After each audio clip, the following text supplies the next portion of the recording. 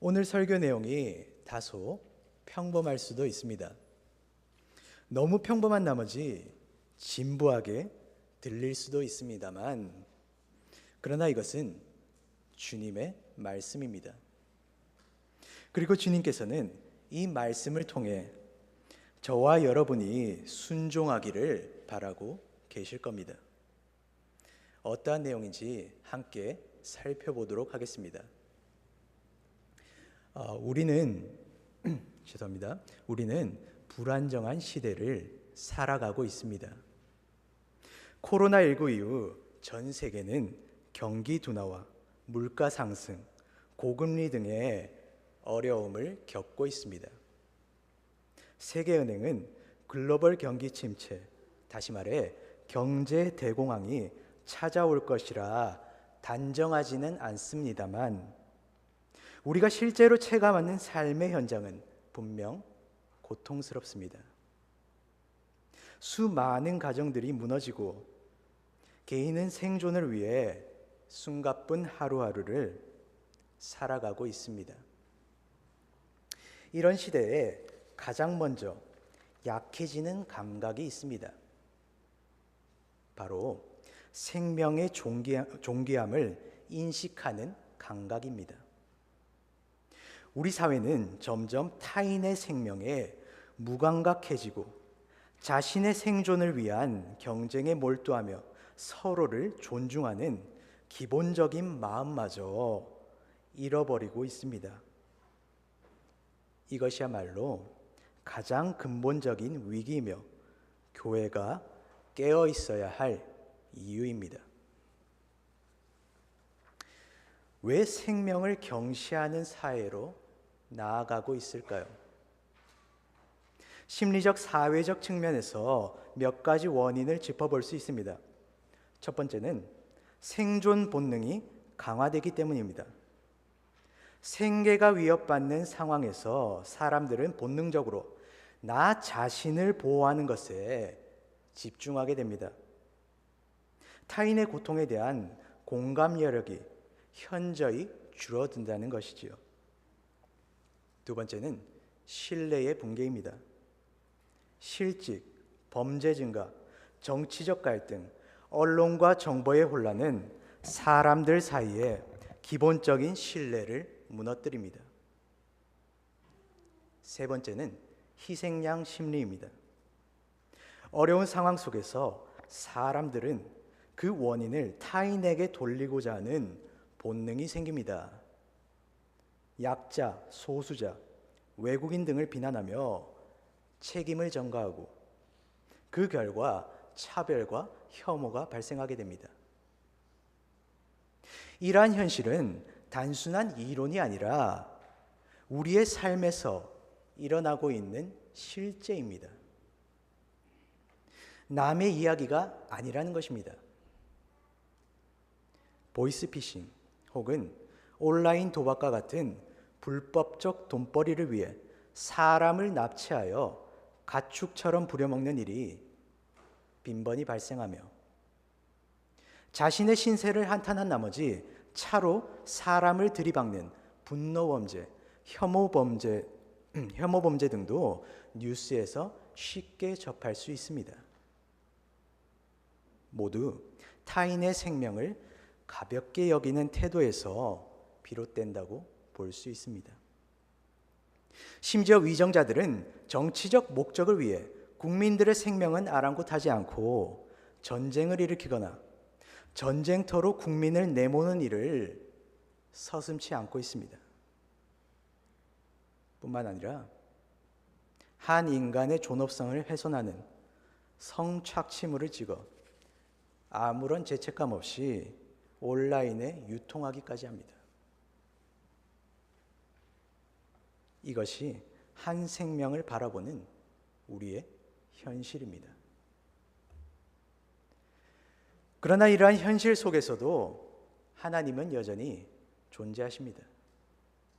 그리고 하나님께서는 이 땅 가운데 하나님 자신의 온전한 나라를 이루기 위해 우리를 사용하고 계십니다. 그래서 주님을 따르는 이들은 질문해야 합니다. 생명을 경시 여기는 세상 가운데 하나님을 믿는 우리는 어떻게 살아야 하는지 말입니다. 생명을 가볍게 여기는 세상 속에서 하나님께서는 우리에게 하나님 나라를 이루는 가장 기본적인 사명을 맡기셨습니다. 그 사명을 오늘 본문 말씀을 통해 알아보도록 하겠습니다. 오늘 본문에서 사무엘은 당시 이스라엘의 다음 왕을 세우기 위해 이새라는 인물의 집으로 찾아가게 됩니다. 이새는 사무엘이 찾아온 뜻을 알고 자신의 아들들을 사무엘 앞으로 데리고 오게 됩니다. 사무엘은 이새의 그 아들들을 보았지만 하나님께서는 그들 중 누구도 택하지 않으셨습니다. 사무엘이 이새에게 묻습니다. 여기 모인 아들들이 전부입니까? 이새가 대답합니다. 막내가 하나 있는데 지금 양을 치고 있습니다. 여러분도 잘 아시겠지만 그 막내 아들이 바로 다윗입니다.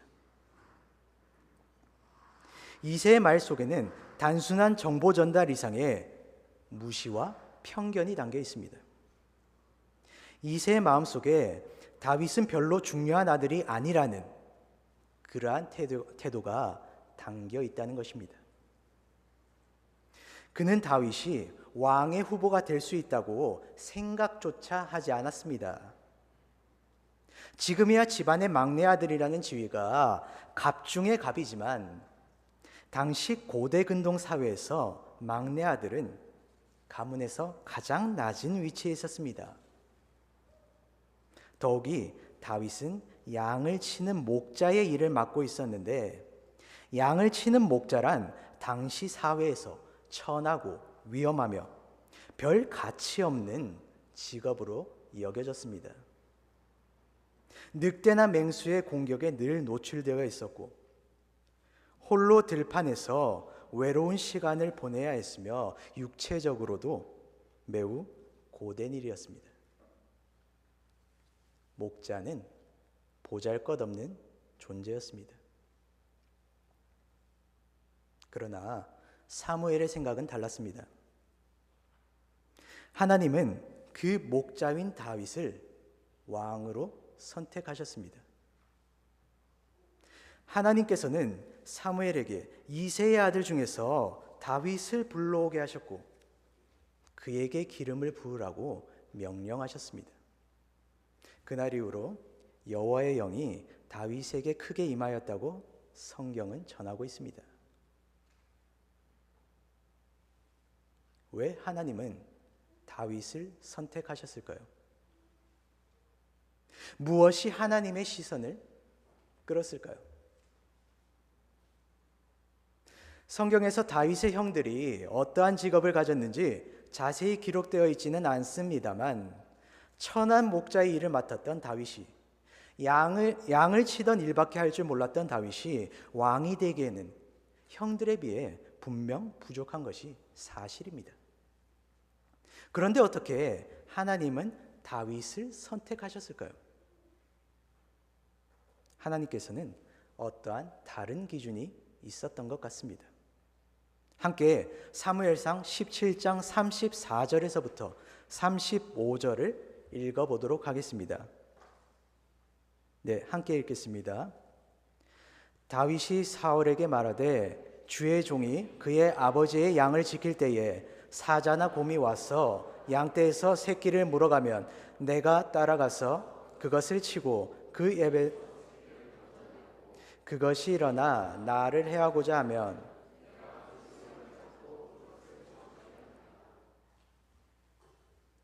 하나님이 다윗을 선택한 이유가 바로 여기에 있습니다.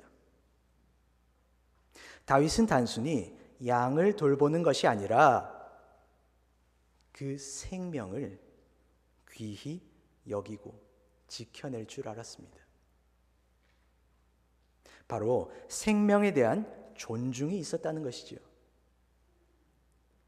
다윗은 그저 막내였고 목자였으며 세상적으로 보잘것없는 존재였습니다. 그러나 그는 자기에게 맡겨진 생명을 하찮게 여기지 않았습니다. 하나님은 바로 그 점을 주목하셨고 그를 이스라엘의 왕으로 세우셨습니다. 하나님의 기준은 다릅니다. 외모, 출신, 지위가 아니라 중심을 보시는 하나님은 생명을 귀히 여기는 그 마음을 보셨던 것입니다. 다윗이 왕으로 선택된 이 이야기는 흔히 언더독의 반란처럼 해석되곤 합니다. 무명의 인물이 하나님께 은혜를 입어 신분이 역전됨으로써 이 본문을 읽는 이들이 나도 지금은 보잘것없는 존재지만 하나님을 잘 믿기 때문에 언젠가 다윗과 같이 사회적으로 성공할 것이라 그렇게 해석하는 이들도 있을 것입니다. 물론 위로가 되는 메시지입니다. 그러나 이 이야기의 핵심은 다윗이 승진하거나 유명해졌다는 데 있지 않습니다. 단순히 용기를 주기 위한 내용도 아닙니다. 이것은 하나님의 백성이 갖춰야 할 마음가짐과 책임에 대한 내용입니다. 또한 하나님께서 하나님 나라를 이루시는 방식이 무엇인지 보여주는 내용입니다. 예수님이 다시 오실 때에 이 땅을 비롯한 온 우주는 하나님이 온전히 통치하시는 세상으로 회복될 것입니다. 우리는 그 하나님 나라를 완성하기 위한 도구로서 이 세상을 살아가고 있습니다. 그리고 하나님은 온전한 당신의 나라를 이루기 위해 다윗과 같이 생명을 소중히 여기는 그런 자들을 찾고 계십니다. 그것이 일그러진 세상 속에서 하나님 나라가 확장되는 법칙이자 하나님 나라의 백성이 살아가는 방법이기 때문입니다. 이러한 다윗의 모습은 예수님의 가르침에서도 이어집니다. 누가복음 15장에 나오는 잃은 양의 비유를 기억하시기 바랍니다. 어떤 사람이 양 100마리를 가지고 있었는데 그중 한 마리의 양을 잃어버렸을 때 그는 그 잃어버린 양을 찾기 위해 끝까지 돌아다닙니다. 그리고 그 양을 찾았을 때 어깨에 메고 즐거워하며 돌아옵니다. 이 비유는 한 생명을 귀히 여기는 하나님의 마음을 잘 보여줍니다. 현대사회는 효율과 이익, 다수의 논리에 지배를 받고 있습니다. 국가가 돈을 벌어야 한다는 이유로 국민을 전쟁터로 팔아넘깁니다. 나라가 성장을 못하는 이유가 외국인들 때문이라며 큰 집단을 이루어 외국인에 대한 혐오를 극단적으로 표현합니다. 나의 출근길이 바쁜 나머지 당장 길바닥에 누워있는 한 사람에게 단돈 1달러도 주기가 힘듭니다. 그러나 그것은 하나님 나라의 법칙이 아닙니다. 주님의 자녀는, 다윗과 같은 주님의 자녀는 세상과 다른 감각을 가지고 살아야 합니다. 왜냐하면 하나님은 결코 한 생명을 포기하지 않으시기 때문입니다. 하나님은 소외된 자, 연약한 자, 잃어버린 자를 끝까지 찾아가시는 분입니다. 그리고 우리에게도 그러한 마음을 가지라고 말씀하십니다. 사랑하는 성도 여러분, 우리에게 맡겨진 생명을 책임감 있게 보살피도록 노력합시다. 그것이 바로 하나님 나라의 법칙이자 우리에게 주어진 사명이기 때문입니다. 그런데 이게 말이 쉽지 생명을 책임지는 일은 그리 쉬운 일이 아닙니다. 나에게 있어 어마어마한 리스크가 따를 수 있습니다. 다윗의 경우 양을 지키기 위해 사자나 곰과 같은 거대한 맹수와 싸워야만 했습니다. 단순히 토끼나 피카츄와 같은 작은 동물들과 싸웠던 것이 아닙니다. 우리의 일상도 마찬가지겠죠. 현대를 사는 우리가 목자들과 같이 사자와 곰을 마주할 일은 없습니다. 그러나 생명을 지키고자 하는 저와 여러분의 노력에는 항상 시간적, 물리적 리스크가 따릅니다. 시간 부족, 물질 부족, 정서적 피로감, 무관심, 위험 부담 등 다양한 리스크가 따릅니다. 때문에 이 어려운 시기, 나 하나, 내 가족 챙기기도 어려운 이때에 타인을 존중하여 그들을 도와주는 것은 결코 쉬운 일이 아닙니다. 우리에게는 언제나 시간이 부족하고 위험을 감수하면서까지 용기 내어 생명을 지켜줘야 할 별다른 동기도 없기 때문입니다. 또한 우리는 그 누구의 리더도 아닙니다. 다윗과 같이 하나님으로부터 이스라엘 백성과 같은 어마어마한 규모의 생명을 책임져야 할 지도자도 아닙니다. 그래서 그런지 오늘 본문의 말씀이 우리의 삶과는 잘 연결되지 않습니다. 정말 그럴까요? 생명을 책임지라는 이 하나님의 말씀이 우리의 삶과는 전혀 상관이 없는 걸까요? 보통 사람들은 자신이 리더가 아니라는 이유로 나는 다윗과 같은 리더도 아니니까 이 본문은 나와 관련이 없구나 이렇게 넘어가는 이들이 있을 것으로 생각됩니다. 그러나 우리의 실질적 삶 가운데 모든 것은 상대적이라고 할 수 있습니다. 여러분 주변에는 분명 여러분의 도움을 필요로 하는 소중한 생명이 존재합니다. 다만 우리가 이것을 인지하지 못하고 있을 뿐입니다. 이 자리에 계신 어르신들, 원로 성도님들은 불안과 호황을 모두 경험하며 이제 드디어 남은 여생을 편하게 즐기는 것을 목표로 하고 계실지도 모릅니다. 그러나 앞서 언급된 경제적 불황 속에서 우리의 젊은이들은 미래를 걱정하고 있습니다. 정부의 정책과 고물가 등으로 취직의 기회는 점점 줄어들고 있으며 앞으로의 미래가 불투명한 가운데 놓여 있습니다. 때문에 오늘 본문 말씀은 이 자리에 계신 믿음의 선배들에게 힘들어하는 젊은이들을 위해 노력해야 할 사명이 아직 남아있음을 알려주고 있습니다. 원로 성도님들에게 있어 그들은 다윗의 양과 같습니다. 왜냐하면 이 자리에 있는 젊은이들은 앞으로 이 땅 가운데 하나님 나라를 이루어갈 소중한 생명이기 때문입니다. 교회도 마찬가지입니다. 예배와 찬양, 교제도 중요하지만 교회는 그 울타리 밖에 있는 한 사람의 생명을 품을 수 있어야 합니다. 정신적으로 병든 자, 경제적으로 고통받는 자, 가정에서 소외된 이들, 그들을 향해 손을 내미는 것이야말로 진정한 예배입니다.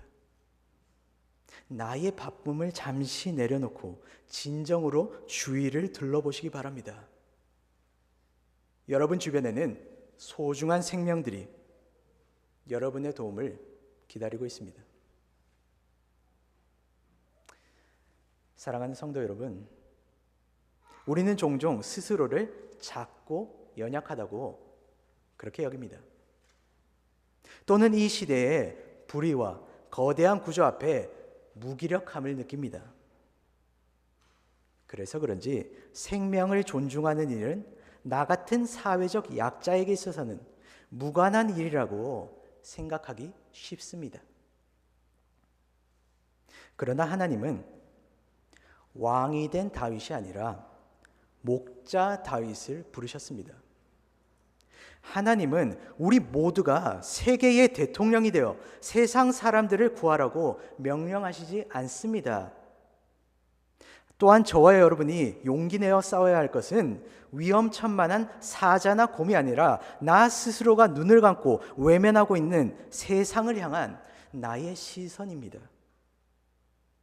하나님의 마음을 알아 눈을 뜨고 주위를 둘러보면 그 주변에는 분명 나의 도움을 필요로 하는 생명이 살아 숨쉬고 있습니다.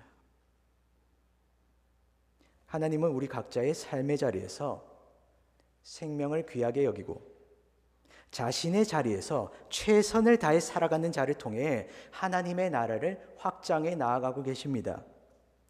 우리가 속한 삶의 자리에서 말입니다. 그리고 분명 내가 속한 삶의 자리에는 나의 도움을 필요하는 생명이 존재합니다. 예를 하나 들어보겠습니다. 어느 시골 교회에 예배 시간마다 엉뚱한 소리를 하는 노인이 있었습니다. 모두가 그를 불편해했고 한때는 교회에서 그 노인을 내보내야 한다는 의견이 있었습니다. 그러나 그 교회의 목회자가 이렇게 말했습니다. 그분은 하나님께서